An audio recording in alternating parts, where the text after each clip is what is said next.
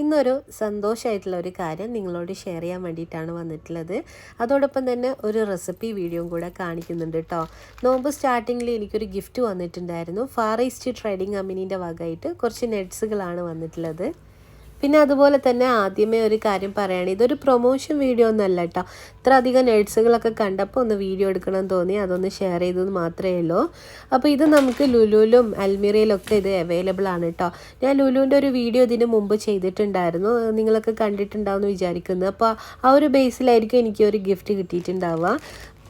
പിന്നെ അതുപോലെ തന്നെ നമ്മൾ സൂക്കിലും ലുലുവിലൊക്കെ പോകുന്ന ടൈമിൽ ടേസ്റ്റൊക്കെ നോക്കിയിട്ടൊക്കെ ആയിരിക്കുമല്ലോ വാങ്ങിക്കുക. പക്ഷേ ഇതിൻ്റെ ആവശ്യമൊന്നുമില്ല. കറക്റ്റായിട്ട് അതിൽ കൊടുത്ത പോലെ തന്നെ ടേസ്റ്റും നല്ല ഫ്രഷ് ആയിട്ടുള്ള ഐറ്റംസൊക്കെ തന്നെ ആയിരിക്കും കേട്ടോ.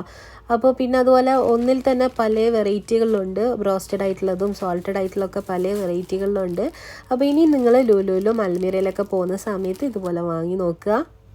ഇനി നമുക്ക് ആദ്യമേ പറഞ്ഞ പോലെ തന്നെ ഇത് വെച്ചിട്ട് ഒരു അടിപൊളി ഡ്രിങ്ക് തയ്യാറാക്കിയെടുക്കാം. അപ്പോൾ നോമ്പൊക്കെ അല്ല, വലിച്ചു കുടിക്കാൻ പറ്റുന്ന ഒരു അടിപൊളി ഡ്രിങ്കാണ്.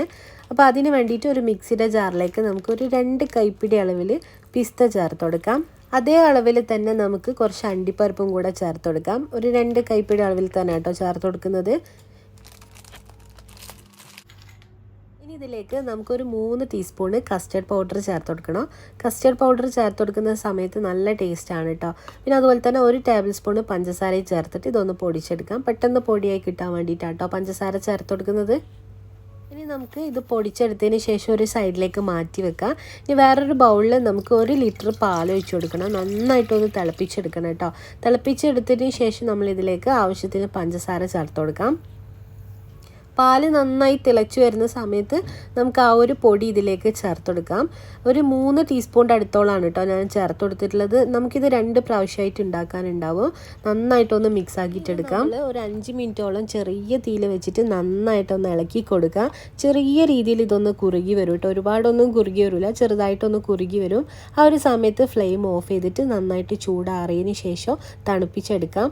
ഏകദേശം ഒരു 2-3 മണിക്കൂർ നന്നായിട്ട് തണുപ്പിച്ചെടുത്തതിന് ശേഷം നമുക്കിതൊരു ഗ്ലാസ്സിലേക്ക് ഒഴിച്ചു കൊടുക്കാം കേട്ടോ. അപ്പോൾ ഗ്ലാസ്സിലേക്ക് കുറച്ച് ഐസ് ക്യൂബ്സും അതുപോലെ കസ്കസൊക്കെ ചേർത്ത് കൊടുക്കുന്നുണ്ട്. അപ്പോൾ ഇത് നല്ല എളുപ്പത്തിൽ തയ്യാറാക്കിയെടുക്കാൻ പറ്റുന്ന ഒരു റെസിപ്പിയാണ്.